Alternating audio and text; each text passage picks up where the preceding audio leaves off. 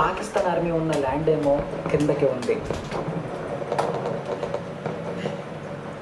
అంతేకాదు ట్యాంకులు చాలా హెవీగా ఉంటాయి. వాటికి కింద స్ట్రాంగ్ గ్రిప్ అవసరం. ఎడారి అంతా ఇసుక ఉంటుంది కాబట్టి దానివల్ల పాకిస్తాన్ ట్యాంకులు ఫాస్ట్గా ముందుకి కదలలేకపోయాయి. వాళ్ళ ట్యాంకులు ఫాస్ట్గా కదలలేకపోవడం, పైగా వాళ్ళు కింద ఉండడం మన వాళ్ళకి పెద్ద అడ్వాంటేజ్గా మారింది. ప్రకృతి క్రియేట్ చేసిన ఈ అడ్వాంటేజ్ని మన ఇండియన్ సైన్యం పర్ఫెక్ట్గా వాడుతుంది. మన వాళ్ళకి అటాక్ చేయడానికి పర్ఫెక్ట్ యాంగిల్ దొరికిన ఈ ఛాన్స్ వదలకుండా మన వాళ్ళు యాక్యురేట్గా ఫైర్ చేశారు. దెబ్బకి పాకిస్తాన్ సైన్యం చెదరైంది.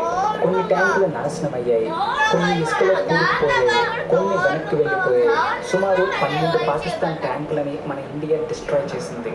కానీ కొన్ని పాకిస్తాన్ ట్యాంకులు మరియు కొందరు సోల్జర్స్ మాత్రం మన వాళ్ళ ఫైరింగ్ నుంచి తప్పించుకొని ముందుకు వచ్చేసారు. వీళ్ళు వెళ్ళి లాంగేవాలాని ఆక్రమిద్దాం అనుకున్నారు. వీళ్ళు చాలా ఫాస్ట్గా మన బార్డర్ దగ్గరికి వచ్చేసారు. వీళ్ళకి ఈ ఏరియాలో ఇండియా వాళ్ళు ఖచ్చితంగా ల్యాండ్ మైన్స్ పెట్టే ఉంటారు అని వాళ్ళకి అనుమానం వచ్చింది. ల్యాండ్ మైన్స్ అంటే పాక్ ట్యాంకులు పేల్చడానికి మన వాళ్ళు ఎలాగైతే యాంటీ ట్యాంక్ మైన్స్ ప్లేస్ చేశారో సేమ్ అలాగే శత్రువులు వచ్చేటప్పుడు వాళ్ళు ఈ ల్యాండ్ మైన్స్ మిగతా వాళ్ళు రాకుండా ఆ ల్యాండ్ మైన్స్ని కనిపెట్టడానికి పాక్ ఇంజనీర్స్ని పిలిపించింది. మన అదృష్టం ఏంటి అంటే పాక్ వాళ్ళు రాకుండా పోరాడుతున్నారు. ఈ ఫెన్సింగ్ దగ్గర ఉన్న పాక్ సైన్యం అడ్వాన్స్ అయింది. పాకిస్తాన్ కొన్ని ట్యాంక్స్కి మంట అంటుకుంది. ఈ మంట వల్ల లేదు. ఇక అంతే, దొరికిందే ఛాన్స్ అని మన వాళ్ళు పాకిస్తాన్ మీద చెలరేగిపోయారు. పాకిస్తాన్కి పైన కింద చుక్కలు చూపించారు. చివరికి 2 గంటలు గడిచాయి. ల్యాండ్ మైన్స్ కనిపెట్టడానికి పాక్ ఇంజనీర్స్ వచ్చేసారు.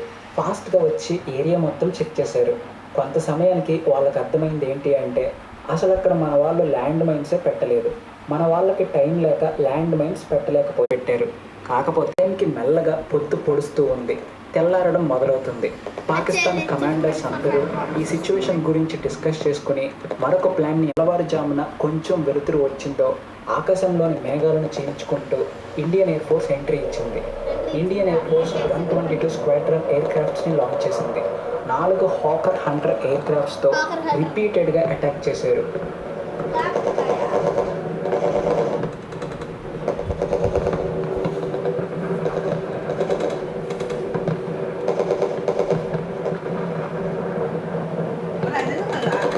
ఫైటర్ బాంబర్స్ని కూడా లాంచ్ చేసింది. ఇవి చాలా పవర్. అందుకని వాళ్ళు ఒక్కటే ఫిక్స్ అయ్యారు. కనిపించిన ప్రతి కనీసం తప్పించుకోవడానికి కొట్స్తో రిపీటెడ్